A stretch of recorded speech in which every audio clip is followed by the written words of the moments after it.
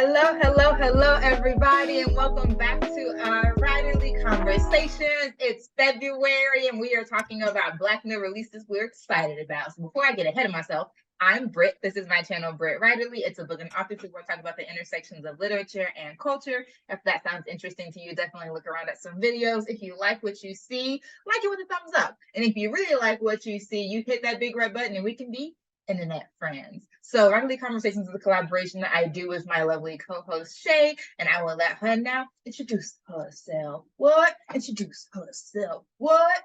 Hey y'all, I'm Shay, and my channel is Shay with the Hobbies. On there, I talk about my writing, what I like to read, and all the various hobbies that I get into. So if that's something you could get interested in, definitely make sure you come on over to my channel. Happy Black History Month, y'all. Okay, so today we got what, 7? We made a list of 7 books that we are excited about this year. This is going to be a good year for Black books. I have so many that I'm excited about. So we're just going to go down the list. I'm going to let Shay start because the first, and these are not ranked, BTW. These are not ranked. These are just pulled. So I'm going to let Shay go first because the first one on our list is from her fave. So I'm going to just go ahead and let her talk about it. So Elizabeth Acevedo's adult debut, Family Lore, comes out August 1st, 2023. It is about multiple generations of women in a family, and I'm super excited about it. I've been seeing like notes and stuff about it for like over a year now. So I think the first time when I saw that she sold it, I was like, oh, okay. So I'm super excited. For those of you guys who don't know, her and her husband just welcomed a baby. And so that's why she's been so low key, because she was like, I wanted to like just, celebrate it all private, not post any pictures, not let anybody know, like other than family and friends. And so I'm just excited for like the work that was going on through the creation of this book and getting this book prepared. And I'm just excited for her and this like next step of her career, because it's been a while since she's put a book out. We got Clap When You Land, and I feel like that came out in 2020, I feel like. And so, it'll be 3 years. And so I'm just super excited for this next story from her. So that's the first one. Okay. I know Shay will be very loud about that when it comes out, so don't worry, you're not going to miss the debut. I mean, the truth is, it's looking like we'll probably have a live in August, because why are there 3 books coming out in August? Yeah. Speaking of books in August, right? Oh no, this one is coming out this month. Delicious Monsters by Y'all, for the record, we totally wanted this to be a part of the Missy Elliott Readathon, but it came out on the last day of Black History Month. So I was like, we can't do that to y'all and be like, dang, y'all didn't read the group read. Right. 2 days, like in those 48 hours, you didn't get it done. Right. Lamos. So Delicious Monsters comes out this month. And if y'all have not seen this cover, feast your eyes. It's so good. It's like Lazelle's covers have been. She's 3 for 3. I will say this one is my favorite. It's so. This is my absolute favorite. It's beautiful. Right. And so correct me if I'm wrong, is this one the one that was like originally titled Butcher Birds? Is that what? Yeah. Okay, which is even more so why I'm excited about the cover, because remember, we've been following her YouTube channel, her author YouTube channel, since like 2019, 2020. And so that's when the videos up Butcher Birds and everything went up. So to see the cover, and that's not at all what I expected, because I still had the title Butcher Birds in my head. And so when I saw that, I was like, I don't even know what this book is about to be about anymore. And I'm even more excited because this cover is giving me so many different elements of what the story could be talking about. And I know it's like a dual timeline story, like past and present. I love it. You know me and timelines. You know me. Yeah. Okay, speaking of what the story is about, synopsis. So Daisy, what a name for a Black girl. Daisy, we love a good flower. Daisy sees dead people. Okay, something impossible to forget in bustling, ghost-packed Toronto. She usually manages to deal with her unwanted ability, but she's completely unprepared to be dumped by her boyfriend. So, when her mother inherits a secluded mansion in Northern Ontario, where she spent her childhood summers, Daisy jumps at the chance to to escape. But the house is nothing like Daisy expects, and she begins to realize that her experience with the supernatural might be no match for her mother's secrets, nor what lurks within these walls. A decade later, oh, yes, so that was the first timeline. Second timeline, we're jumping a decade later. A decade later, Brittany, oh my gosh, it felt like my name. Oh, man, what am I doing? A decade later, Brittany is desperate to get out from under the thumb of her abusive mother. Sure, I am. A best-selling author who claims her stay at Miracle Mansion allowed her to see the error of her ways. But Brittany knows nothing but a sham. Oh, Brittany knows that's nothing but a sham. Sure, I do. She decides the new season of her popular haunted web series will uncover what happened to a young Black girl in the mansion. Oh, 10 years prior, that might be Daisy. Moving on. Okay, where else someplace? She decides in the series, the young Black girl mentioned 10 years later, poor Daisy, and finally exposed her mother's lies. But as she gets more wrapped up in the investigation, she'll have to decide if she can only bring one story to light, which one matters most, Daisy's or her own. As Brittany investigates the mansion in the present, Daisy's story runs parallel in the past. Both timelines compelling the girls to face the most dangerous monsters of all, those that hide in plain sight. Whoa! Yes! Feed us! Feed us delicious monsters! Oh! You better! Am I biased because my name is in it? Sure. Maybe. Maybe. We don't know. It's possible. But I'm gonna tell you right now, it don't hurt. And that's my favorite color. My favorite color and cover. I'm just saying, I'm gonna have to go ahead and pre-order it. So I can be up there like, am I delicious? I'm just saying. I'm trying to pre-order mine. I'm trying to pre-order mine from Indigo, the bookseller in Canada, because the ones from Indigo have a short story, like prequel, like thing in it that she you did can't get say from other that. stuff. Yeah, so That's a good point. Yes. the reminder to do it that way. Yes, we'll have to hopefully release this early enough in the month so people can like pre-order it from there before they're like, I already pre-ordered it last month. Right. But so this comes out February 28th. We're so excited about this freaking book. We have been supporting and pushing Lizelle's books ever since her YA debut, Blood Like Magic. So we're very excited for this first book outside of the BLM world. We're ready. We're ready. Okay, next book. I was gonna say you could take this one because I don't know much about this. I listened and I saw and I was like, oh, maybe I should. Yeah. Hey, no, you're fine. Okay, so this next one is by JL. It's called The House of Marion. And it's giving debutante vibes.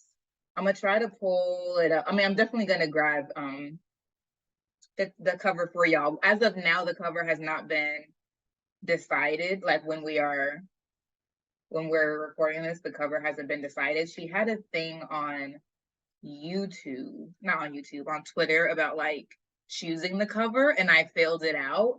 And the cover that I chose was really beautiful. So hopefully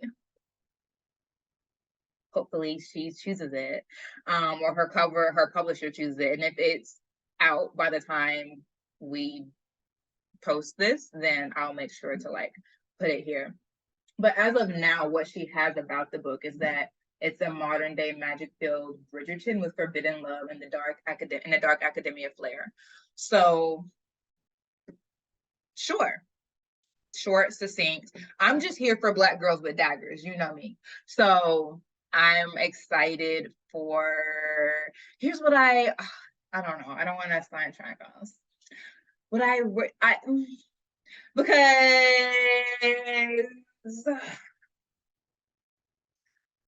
here's where it gets awkward, but I'll keep it. I'm gonna keep it brief.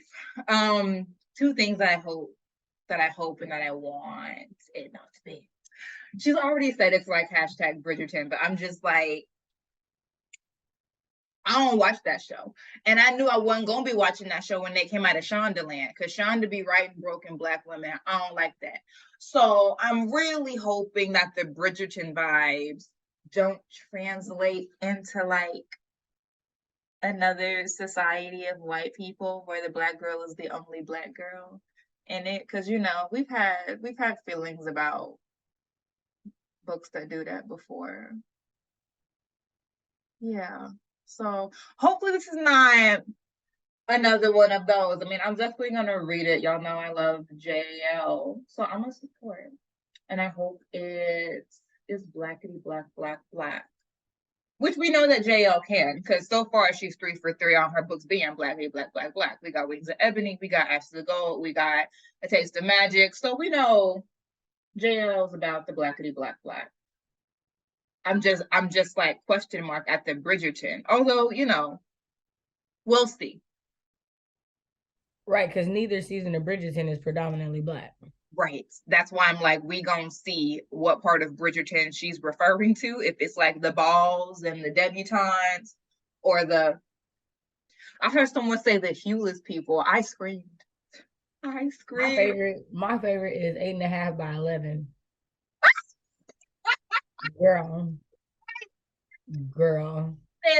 She said the. They said 8.5 11. I screamed. I was like, yo. At the printer paper. I'm sick. I'm sick. That took the gate. That took the gate. I was like, yo, I'm going to use that. I'm going to use that. I swear I am. That's funny. I'm telling you, if you don't get your 8.5 by 11 away from me, leave me alone. Get on. That's funny. Oh my. I love us. People have made it. And if it's one thing we're going to do, is laugh. Hello. If it's one thing we're going to do, is laugh. Oh my, that's funny. So I am really excited for House of Marion, because she's been talking about it for a while. I was on her street team for Ashes of Gold, and she would talk about like writing it and how she was so excited about it. And I think she said on Instagram Live before, like, oh, I'm working on this project. I think it's the best thing I've ever written. So I'm really excited to see what has her so excited. It's always good to hear a writer talk about their development in that way. Like, I'm really excited about this. I think it's like a real showcase of my growth, and we love that. So I mean, I'm really interested to see House of Marion, what it does, what it's about, and hopefully it's not a bunch of trauma. That's my real hope for it. I want Black girls to be able to swing daggers and it not always be like traumatic about it. Like, oh, I'm swinging daggers at a white person who wants me dead because I'm Black. Like, can we just swing daggers because I'm the good guy and you're the bad guy? Can we not? Okay. Well, we'll see. Why does it have to be traumatic for me to do it? Exactly. Non-traumatic daggers. Hashtag non-traumatic daggers. That part. If you're still with us, put non-traumatic daggers in the chat. Okay, so I don't know why I put these skills in my mouth right before I had to go. I don't know. I was like, is she saying something right now? She's speaking? Oh no. That was our third. So far it's Family Lore by Elizabeth Acevedo, Delicious Monsters by Lizelle Senbury, and House of Marion by JL. That comes out August 29th, BT Dubs. Yeah, I have the other one pulled up. I need something sweet. Ooh, y'all don't judge me. Okay.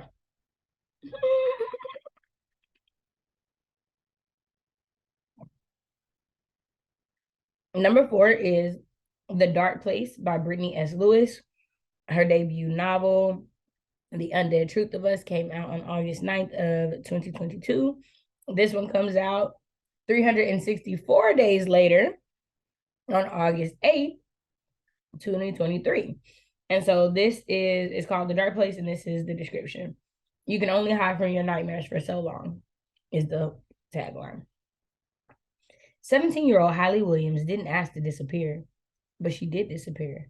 And not only that, but when she vanished from our world, she materialized in a dark, twisted version of the night that changed her life forever. The night her older brother went missing. Just as Hailey realizes this moment could be the key to unraveling the truth about her brother, she's yanked away from the dark place back to our world. Craving a sense of normalcy, she goes to a party with her best friend where she meets Elam Rhodes. Tall, handsome, and undeniably, inexplicably familiar. Hailey can't help the pull she feels towards him. It's a classic teen girl meets boy situation until it happens again. She disappears right in front of him. Together, Hailey and Elam investigate the truth about time, space, and reality, with Hailey increasingly convinced her time travel holds the key to saving her brother. But the more they learn, the more Hailey begins to see darkness lurking in her world and in herself. Brittany S. Lewis's sophomore novel combines the quotable relatability, swoony romance, and emotional resonance of John Green with the surrealist horror imagery and razor-sharp wit of Jordan Peele, at once haunting and enchanting and entirely unforgettable.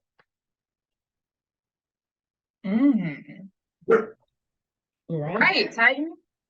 That, wow. I like that. It's giving, and this is how it ends by Shingai Kagunda, where she's like going back in time over and over to try to save her brother. It's giving that. And I was like, oh, and that's, that's kind of what I mean. Like, there's always going to be something dramatic. There's always going to be something useful, a reason to fight. That's why we have the book. There's a reason to fight. But it doesn't always have to be race-related trauma. Like, it can be, I'm trying to save my brother. Right? And he went missing. We don't know why he went missing. We don't know what happened. So he's not even necessarily dead. So that's another thing, right? Yeah. I like when the stakes are like personal stakes and not like these super heavy stakes that we deal with in real life, which, like, let me say this. That's me. But if you like reading books where race is the stakes, get your life. Like, the books are out there. I'm saying, for me, get your life, get your life, get your life. The books are out there. If the together. Author, get your life together. Listen, if that's what you want, and if as an author that is what you want to put out there, I don't know why, but I also don't know your life. So maybe that's really something for you. I don't know. But no, because I was thinking about Besser Cole, right? I knew Shay was not gonna let this go. I'm like, racism is a big component of it, right? But it's not the thing, because like racism is like the enemy, the theory, the whole point of the book is Black power. So I'm like, would I not like my own book? Nah, I would, because like everybody get it. Everybody get it in the end. So I know like it's justified for me. But I feel like I think that's the thing that I don't like in books where race is the stakes. Black people always take the high road in those books. Let me just, Black people, like, they always end up losing out, but like coming out with like, you were the bigger person and now they're in jail, or now you're like off living your life better than you were living it during the traumatic part of the book. But I don't think justice gets served is the point. But in Wings of Ebony, I will say, when she spat on that man, oh yeah, no, I was like, okay, this is the energy that I need. This is exactly. Exactly. That's why I'm like, I don't know how Mariana is going to be, but JL has proven that she's here for Black people. And right, no, for sure. Just and so, like, yeah, so I definitely could see. And then I wasn't sure if it's like, it's not historical, right? Like it said now time. So I didn't know if that was the other part of the Bridgerton part. Like, is it right? I'm like, I don't know. I don't know what that means. But I know she's been posting a lot of beautiful gowns on her Instagram. So maybe that's what she's talking about. Like, it's real. The clothing type society vibe. Maybe that. I don't know. Seeing a bunch of Black people swathed in fine fabric, here for it. So I don't know. We'll see. But the magic system does sound real cool for House of Marion, I will say. It sounds very, very cool. But anyway, for The Dark Place, I like that. I like the personal stakes. I like that Tutu also had personal stakes. It was dealing with grief. And so I just I'm a fan of Brittany so far. I am anticipating this sophomore novel. I know, right? Okay. All right, she has to graduate. She up in there. All right, Lizelle on her junior one. Uh-oh. Giselle ready to matriculate. She ready to become like the established author. Hello? I mean, in Texas, we know she already got the contract for it. 5 deals out. It won't happen. As I said, the gag is I'm already in college. Y'all just didn't know. Right. Y'all just didn't know. Yeah. I skipped some grades, but that's okay. Y'all follow along at your earliest convenience. But I'm super excited for The Dark Place. I think the title is really just like the title is giving like Jordan Peele-esque like suspense, like simple. Well, it's giving Jordan Peele in the like. I was thinking of the like taking you back to this moment, like reflecting time. Like it was when I was reading it, it was really making me think about Us, which is the last Jordan Peele movie I saw. Yeah, I think that's the last one he did before Nope. Yeah, I haven't seen Nope yet. I'm tempted to follow what's his name? Daniel Kaluuya, right? Kaluuya, yeah. Listen, I'm tempted to follow that man anywhere. I've been followed him. I don't know what you're talking about. Been followed him. Hello? Chocolate. No, nothing to do. I follow him on Instagram. I'm like, I'd follow him anywhere as far as like a movie. Like if you in it, I'm probably gonna watch it for you. So I'll get around to it. I just definitely went back to go to a theater and watch that. Oh yeah, no, I definitely follow him as an actor. Like I loved him in Judas and the Black Messiah. Have yet to see that either. I'm not a big movie person. That's the thing. I'm really not a big movie person. So it's so many like cult classics that I just have not seen because I cannot sit in one place for that long. Now, mind you, if it was a TV series, I would definitely binge it for about an hour and a half anyway. It's just something about it being an uninterrupted flow that just makes me be like, what an investment that is. I don't know. I can see that. It's all in like that you have the choice after 30 minutes to decide if you want to go on or yes. not. First world problems, bro. First world problems now. Truly. Okay, but that's Brittany S. Lewis, The Dark Place. The cover is beautiful. The title is compelling. The fifth book that we are super excited for, right? Fifth? Yeah. You might as well do fifth and sixth, and I do the last one. Yeah. I'm like, look, you might as well get them too because you got it. Hello. Yeah, these are my people.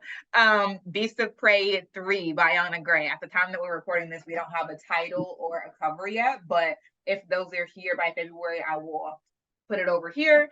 But I am so excited for Beast of Prey 3. I am still on Beast of Ruin right now. And I think I'm happy that I'm like slow rolling it. That's coming out. We don't have a release date for it either. Haha. Not at this point.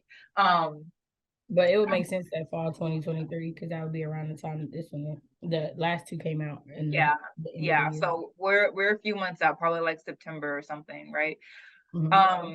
Yeah. I just have loved the Beast of Prey series since the beginning. I'm still loving it. I'm in like the first quarter of Beast of Ruin, so I can't say too much about it, but I can say Kofi and Ekon are amazing. I love them still. And I think it's a good thing that I'm not like devouring Beast of Ruin right now. One, because I just can't, like, there's a lot going on with like the end of grad school for me. So I'm really not reading any fantasy right now. I'm only reading like really fluffy romance books that I don't necessarily have to listen super closely to, which is not fantasy. Like the fantasy that I listen to, you guys sort of pay attention, but romance, you can just like listen to the banter and you're cool. But I think it'll be good for me to listen to Beast of Ruin closer to when BOP 3 comes out, because then I won't have to reread it. Because already when I came into Beast of Ruin, I definitely needed a refresh on how we ended things on Beast of Prey, because I was like, wait, where is so-and-so? And then they're like, oh, so-and-so is in such and such place. And I was like, what? Like, I was surprised over again. So I think it'll be a good thing for me to finish Beast of Ruin a little closer to BOP, or as I lovingly call it, BOP. BOP 3. I need me with some bop in it. Hey, yeah, I'm gonna listen to that. I'm gonna finish it a little bit closer to BOP 3 so that I don't have to do a reread. But I'm super excited for it. This is Ayana's first series, so it's cool to see her and JL and Lizelle and Namina, like all of them sort of like debuted around the same time. And so to see all of them getting ready to finish their first series and duologies is really cool. Jordan finished hers last year. Namina's book is also coming out this year. I don't know the title of it either at this time, but all of them are sort of wrapping up their debut series, and it's just really exciting to see. It's exciting to see what JL is doing outside of Wings of Ebony, what Will Azell is doing outside of Blood Like Magic. So I'm excited to finish the Bop series and then see what Ayana has cooking after. Moving right along, finishing series. Speaking of finishing series,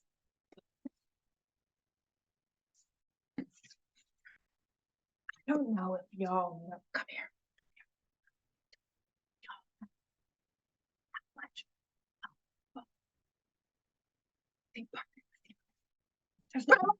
I love it so much. You whispered so good, I didn't hear what you said. Listen, I told you to come here. Come close. Come close. I love the Burning series by Evan freaking Burning series. It's comped with, what's that series y'all all love with that man Jon Snow? They got the new spinoff with the dragons. Game of Thrones. Yeah. Mercy. Yes. It's comped with, what is it? Game of Thrones. It's comped with Game of Thrones. Now, I watched like a few episodes of Game of Thrones, so I can't speak to it. I don't know. After they kept killing everybody, I was like, is nobody safe? I can't handle this amount of stress. So I left. But he comped it to Game of Thrones. I love it. It's so good. I've been on the hook since Rage of Dragons. Fires of Vengeance, we continue to eat. And now this final installation of the series, I think it's a trilogy, but I could be wrong about that. I could be wrong. I'm just like, if it's a whole series, I'm just like, wow, more is going to happen. But at any rate, the third installment, whether it's the final or not, it's called The Lord of Demons. It's coming out summer 2023. People were looking for it to come out 2022, but he was like, y'all, I'm still working on it. It's probably not going to come out this year. This year is in 2022. So wait, we do. Hopefully we have a cover by now as a good faith effort that is really going to come out this year. We don't have at the time of this recording. But hopefully we'll have one soon. He did give us a title, The Lord of Demons, and I'm here for it. I feel like Lord of Demons is Tao. Because if we know anything about Tao be in hell, in literal hell, in the place of demons. Okay? So I think it's him. And I'm really interested to see who gave him that name, and if it's just like a name that people call him because they know he'd be over there in the hellscape, or if the demons are like bow down, or if it's that guy that showed up at the end of the Fires of Vengeance who was around here just like mollywopping folks unstoppably, including like Tao. Now, I don't know. But I'm just like, who is the Lord of Demons? Is it this dude who nobody can defeat as of yet? Or is it Tao that's going to finally defeat this man? Probably the former, but I feel like the latter would be like a real underdog take on it. So we'll see. I'm very excited about that. Okay. And now our seventh, drum roll, please. It is What Never Happened by Rachel Housel Hall. All right. Ta-da. The description. It's murder in paradise as a woman uncovers a host of secrets off the rocky California coast in a gripping novel of suspense. Colette, or Coco Weber, has relocated to her Catalina Island home, where 20 years before, she was the sole survivor of a deadly home invasion. All Coco wants is to see her Aunt Gwen get as far away from her ex as possible and get back to her craft, writing obituaries. Thankfully, her college best friend, Maddie, owns the local paper and has a job sure to keep Coco busy, considering the number of elderly folks who are dying on the island. But as Coco learns more about these deaths, she quickly realizes that the circumstances surrounding them are remarkably similar and not natural. Then, Coco receives a sinister threat in the mail, her own obituary.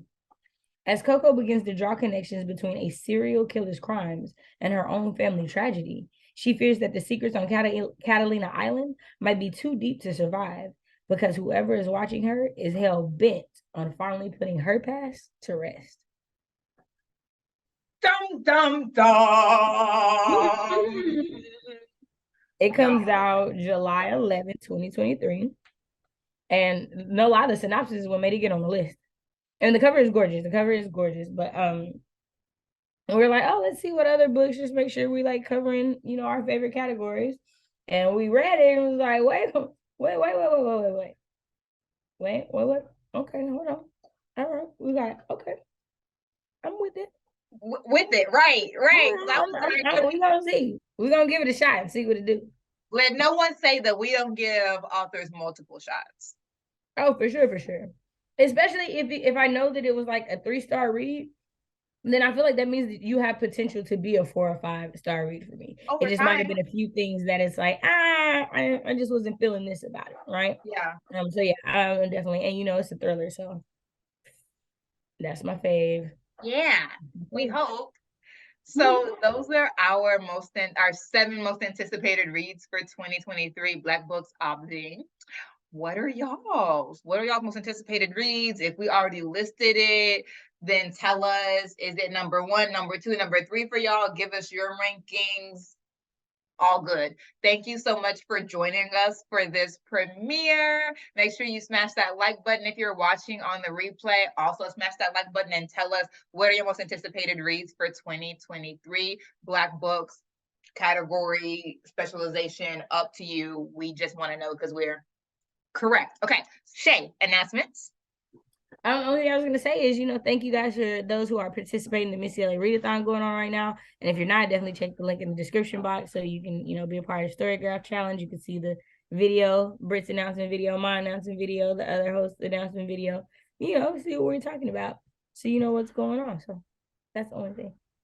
That's it. That's all. Okay. Bye. Bye.